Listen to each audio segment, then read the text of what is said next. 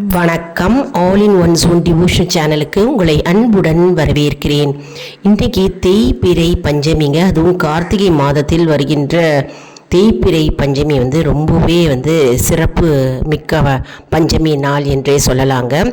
அதாவது நேற்று இரவு 9:51 பிறகு பஞ்சமி தொடங்கியிருக்கு. இன்றைக்கி 8:41 வரை இருக்குங்க. இரவு 8:41 வரை இருக்குது இந்த தேய்பிறை பஞ்சமியானது.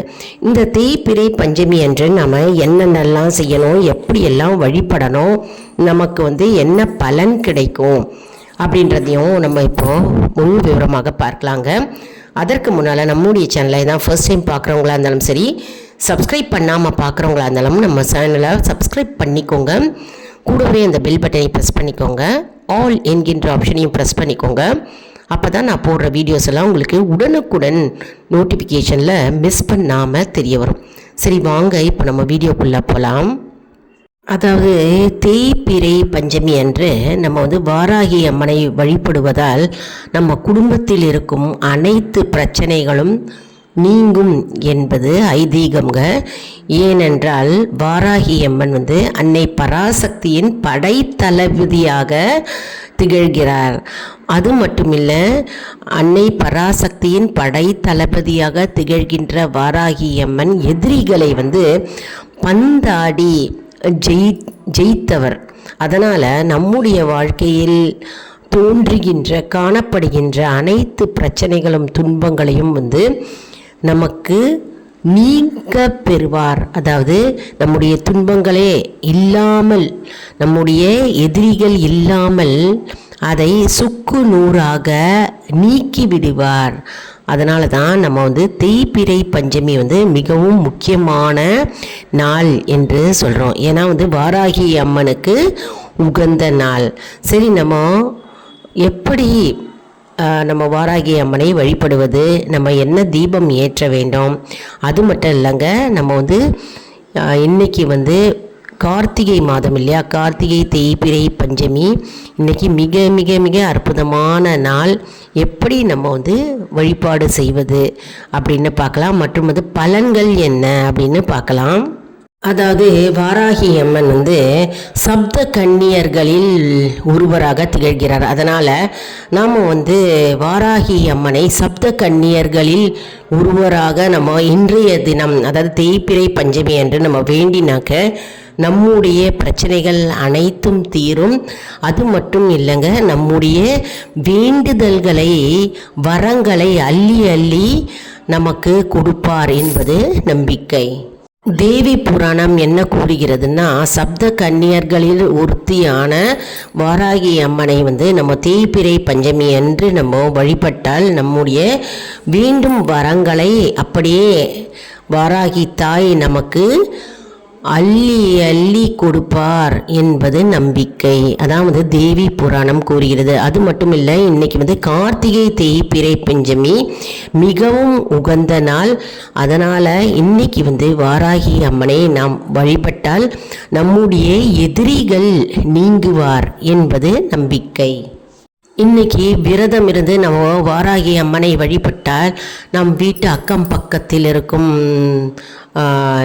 நபர்களிடம் இருந்து தொல்லைகள், தொந்தரவுகள் மற்றும் நம்முடைய உறவினர்கள் மூலமாக நமக்கு வருகின்ற ஆபத்துகள், பிரச்சனைகள் மற்றும் கண்ணுக்கு தெரிந்த எதிரிகள், கண்ணுக்கு தெரியாத எதிரிகள் எவ்வளவோ இருக்காருங்க இல்லையா நம்மளுடைய வாழ்க்கையில். அனைத்தும் அம்மன், வாராகி அம்மன் நீக்கி போடுவார் மற்றும் விலக்குவார் என்பது நம்பிக்கை. மேலும் வழக்குகள் ஏதாவது இருந்ததுன்னா அந்த வழக்குகள் முடிவுக்கு வெற்றியை தரும். மேலும் மகிஷாசுர மர்தினியின் குதிரை தளபதியாக வாராகி அம்மன் இருந்தாங்க. அதனால் அம்மனை எந்த செயலை நம்ம தொடங்கினாலும், அம்மனை நம்ம வேண்டிக் கொண்டால், வாராகி அம்மனை நம்ம வழிபட்டு பின்னர் நம்ம அந்த செயலை செய்தால் அந்த காரியம் வெற்றி அடையும். கண்டிப்பாக 100% அம்மன் அந்த காரியத்தில் வெற்றியை நமக்கு தேடி தருவார். ஏன்னாக்க அம்மன், வாராகி அம்மன், அதாவது மகிஷாசுர மர்தினியின் குதிரை தலைவியாக இருந்து போரில் வெற்றி வாகை சூடி வந்தார். அதனால் நம்முடைய பிரச்சனைகள் இருந்த இடம் தெரியாமல் போகும் மற்றும் நம்ம துவங்கும் செயலை வெற்றிகரமாக முடித்து தருவார். அதனால் எந்த செயலை நம்ம துவங்கினாலும் சரி, நம்ம வாராகி அம்மனை மனதார வேண்டிக் கொண்டு நம்ம அந்த செயலில் தொடங்கினாலே போருங்க, நமக்கு வெற்றி நிச்சயம். உதாரணத்துக்கு நம்ம மாமன்னர் ராஜராஜ சோழனே எடுத்துக்கலாங்க.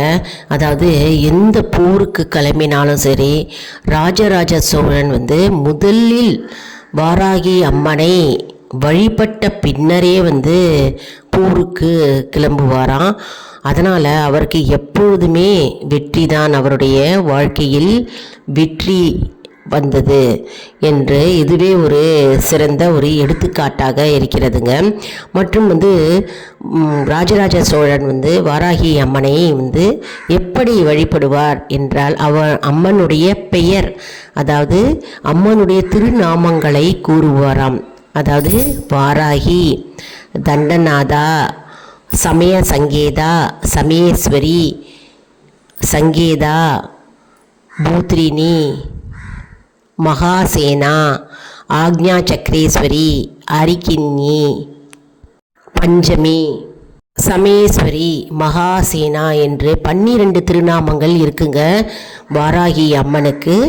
அதனால் இந்த 12 திருநாமங்களை நம்ம தினம்தோறும் கூறினாலே போதும், நமக்கு வெற்றி நிச்சயம்.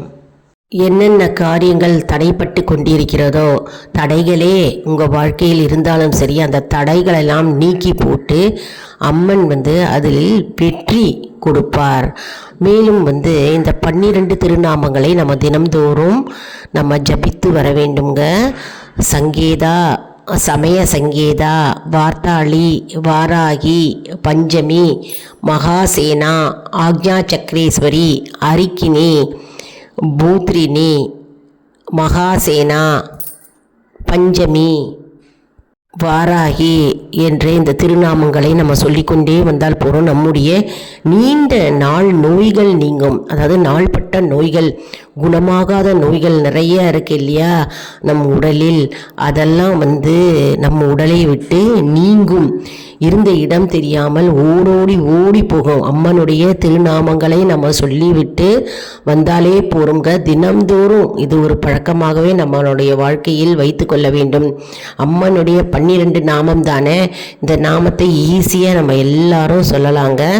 கோவிலையும் அம்மன் முன்னாடி கோவிலையும் சொல்லலாம், வீட்லேயும் தினம்தோறும் குளித்து விட்டு வீட்டில் விளக்கேற்றி வச்சா போதும். விளக்கேற்றி வச்சுட்டு நம்ம இந்த அம்மனுடைய திருநாமங்களை கூற வேண்டும். மேலும் வாராகியோட காயத்ரி மந்திரத்தை நம்ம உச்சரிக்க வேண்டுங்க. காயத்ரி மந்திரம் ஓம் ஷாமலாயே வித்மகி அலஹஸ்தாயே தீமகி தன்னோ வராகி பிரச்சோதியத் அப்படின்ற அன்னையோட காயத்ரி மந்திரம். இந்த காயத்ரி மந்திரம் நம்ம தினம்தோறும் 3 தடவையாவது நம்ம உச்சரிக்க வேண்டும். அதிகபட்சம் 21 முறை நம்ம உச்சரிக்கலாம். நாம் தினம்தோறும் அன்னையோட காயத்ரி மந்திரத்தை ஜபித்து வந்தால் நம்முடைய வாழ்க்கையில் எல்லா செயல்லையும் சரி வெற்றி மேல் வெற்றியே நமக்கு உண்டாகும். தோல்வின்றதே நம்ம மறந்துடலாங்க, வெற்றி நிச்சயம் கண்டிப்பாக. அதாவது நம்ம இந்த மந்திரத்தை உச்சரிக்கும் போது நம்ம மனதார அம்மனை நினைத்து பக்தி சிரத்தையுடன் ஒரு மனதாக நம்ம ஜபிக்க வேண்டும். இந்த காயத்ரி மந்திரத்தையும் மற்றும் அன்னையோட திருநாமங்களை உச்சரிக்க வேண்டுங்க. அப்பொழுதுதான் நம்முடைய வாழ்க்கையில் வெற்றி மேல் வெற்றி உண்டாகும். மேலும் பஞ்சமி அமாவாசை அன்று பிறந்தவர்கள் என்ன செய்யணும்னா, வாழ்நாள் பூர அம்மன், அதாவது வாராகி அம்மனுடைய காயத்ரி மந்திரத்தை ஜபித்து வந்தால், தினம்தோறுமே அவங்க ஜபிக்கணுங்க.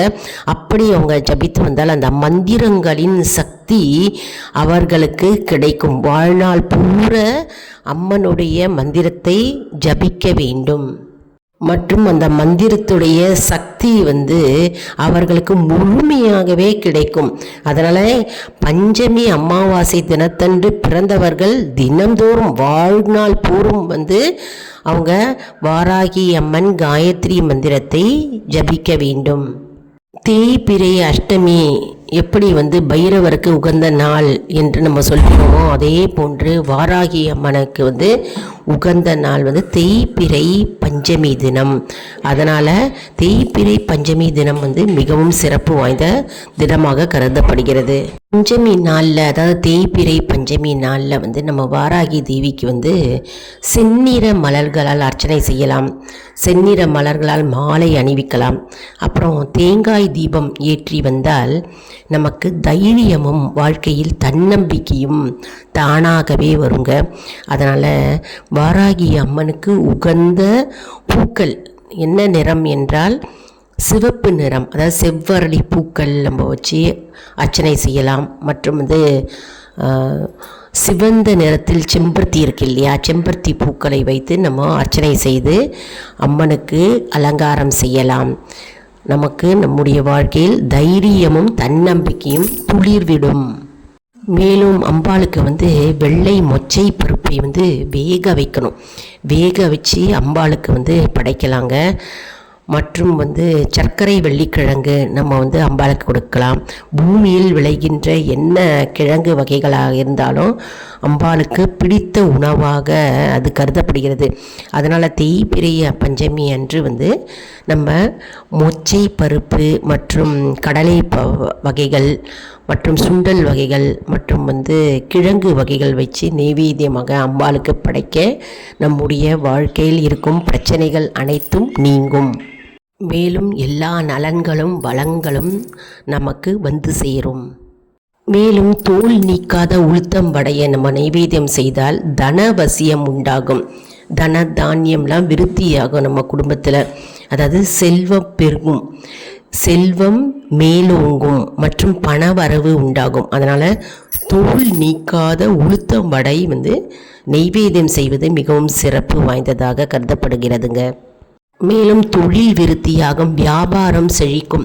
அதாவது பிஸ்னஸ் பண்ணுறவங்களா இருந்தாலும் அந்த பிஸ்னஸ் வந்து செழுமை உண்டாகும். என்ன பிஸ்னஸ் செஞ்சாலும் சரி, இப்போ நீங்கள் பான் புரோக்கராக இருக்கலாம், அதாவது நகை வந்து வியாபாரம் பண்ணலாம், அந்த பிஸ்னஸாக இருக்கலாம், அந்த தொழிலில் மேலோங்கும், தொழில் சிறக்கும். மற்றும் வந்து பூக்கடை பிஸ்னஸ், ஏதாவது பூ வியாபாரம் செஞ்சுருக்கலாம், டெய்லர் பிஸ்னஸ் செய்யலாம், இல்லை ஒரு கடை டெக்ஸ்டைல் ஷாப்ஸ் வச்சுருக்கலாம், பாத்திரக்கடை வச்சுருக்கலாம். என்ன பிஸ்னஸ் நீங்கள் செஞ்சாலும் சரி, சின்ன பிஸ்னஸாக இருந்தாலும் சரி, பெரிய தொழிலாக இருந்தாலும் சரி, அந்த தொழில் செழிக்கும், தொழில் மேலோங்கும், தொழில் வந்து வளர்ச்சி அடையும். வளர்ச்சி அடைய அடைய என்ன ஆகும்னா நமக்கு வந்து வருமானம் பெருகும், நமக்கு வருமானம் மேலோங்கும். அதனால் வாராகி அம்மனை நம்ம வழிபட்டால் தேய்பிறை பஞ்சமி அன்று அம்பாளை தரிசனம் செய்து விளக்கு ஏற்றி நம்ம வழிபட்டால் நம்முடைய வாழ்க்கையில் இருக்கும் அனைத்து துன்பங்களும் பிரச்சனைகளும் எதிரிகளும் பொடி பொடியாக்குவார் வாராகி அம்மன். நம்முடைய கூடவே நெருங்க விட மாட்டார். எந்த எதிரிகளும் நம்மிடம் பக்கமே வர முடியாத அளவுக்கு அம்பாள் நம்மை காப்பாற்றுவார். ஈவன் ஒரு சிறிய கடையாக இருந்தாலும் சரி, ஒரு பொட்டி கடையாக இருந்தாலும் சரி, அந்த வியாபாரம் பெருகும், அதில் நமக்கு வருமானம் வரும். அதனால் நம்ம தேய்பிறை பஞ்சமி அன்று நம்ம மறந்து விடக்கூடாது. இன்றைய தினம் தேய்பிறை பஞ்சமிங்க. நம்ம வந்து உங்கள் வீட்டு பக்கத்தில் என்ன கோவில் இருக்கோ, வாராகி அம்மன் கோவில் இருந்ததுன்னா நீங்கள் இந்த கோவிலில் போய் அம்மனை தரிசிக்கலாம். அப்படி கோவில் வந்து எல்லா கோவில்லையும் இருக்குங்க, அம்மன் இருக்காங்க. அதனால் அம்மன் இல்லாத ஊர் இருந்ததுன்னா நீங்கள் வந்து வீட்டிலே வந்து ஒரு சிறிய ஒரு அகல் விளக்கை ஏற்றி வாராகி அம்மன் வந்து இந்த அகல் விளக்கில் வந்து வீற்றிருங்க அப்படின்னு நீங்கள் மனதார அம்பாளை பிரார்த்தனை செய்தாலே போதும். அந்த அகல் விளக்கில் அம்பாள் வந்து குடியிருப்பார். நம்ம அந்த அகல் விளக்கை வந்து அம்மனாய் நம்ம பாவித்து நம்ம அந்த அம்மனுக்கு, அதாவது அந்த விளக்குக்கு நம்ம மஞ்சள் குங்குமம் இட்டு நம்ம வந்து அம்பாளுக்கு நம்ம நெய்வேத்தியமாக படைக்கலாம். அதனால் தேய்பிறை பஞ்சமி வந்து மிக மிக முக்கியமான நாள்ங்க. இன்றைக்கி செவ்வாய்க்கிழமையும் சரி, செவ்வாய்க்கிழமையும் முருகப்பெருமானுக்கு உகந்த நாள் இல்லையா? அதனால் செவ்வாய்க்கிழமை அன்று நம்ம வந்து எப்படியும் வந்து முருகப்பெருமானுக்காக 6 அகல் தீபம் ஏற்றுவோம். நம்ம பஞ்சமி தினமான வாராகி அம்மனுக்கும் உகந்த நாள் இன்னைக்கு. அதனால் வாராகி அம்மனுக்கும் வீட்டில் வந்து 5 முகம் கொண்ட அகல் விளக்கு இருக்கும் இல்லையா, அந்த அகல் விளக்கு ஏற்றலாம். அப்படி 5 முகம் கொண்ட அகல் விளக்கு இல்லை அப்படின்றவங்க வந்து அகல் விளக்குலேயே ஒரு முகம் ஏற்றி வைத்து நம்ம அம்மனாய் பாவித்து நம்ம நைவேத்தியமாக படைக்கலாம்ங்க. இதுதான் வழிபாட்டு முறை. அதாவது வாராகி அம்மனை நம்ம வழிபடும் முறை மற்றும் விளக்கு ஏற்றும் முறை மற்றும் கோவிலுக்கு நம்ம கண்டிப்பாக இன்றைக்கி மாலை பொழுதில் சென்று நம்ம அம்பாளை தரிசிக்க வேண்டும். இந்த வீடியோ உங்களுக்கு மிகவும் பயனுள்ளதாக இருக்கும் என்று நான் நம்புகிறேன். இந்த வீடியோவுக்கு ஒரு லைக் கொடுங்க. இதை மற்றவர்களுக்கும் ஷேர் செய்யுங்கள், அவர்களும் பலனடையட்டும். மேலும் ஆல் இன் ஒன் சூன் அன்பர்களுக்கு ஒரு அன்பான வேண்டுகோள். நம்முடைய கம்யூனிட்டி போஸ்ட்டில் கேள்வி பதில் நேரம் வருங்க. அந்த கேள்விகளுக்கு பதில் தாங்க. இதன் மூலம் நம்முடைய ஆன்மீக பயணம் எப்படி இருக்கிறது என்பதை நம்ம தெரிந்து கொள்ளலாம் இல்லையா? இது சப்ஸ்கிரைப் செய்தவர்களுக்கு மட்டுமே தெரிய வரும். அதனால் நம்முடைய சேனலை மறக்காமல் சப்ஸ்கிரைப் செய்து கொள்ளுங்கள். அடுத்த வீடியோவில் வேறொரு தலைப்புடன் உங்களை சந்திக்கிறேன். நன்றி, வணக்கம்.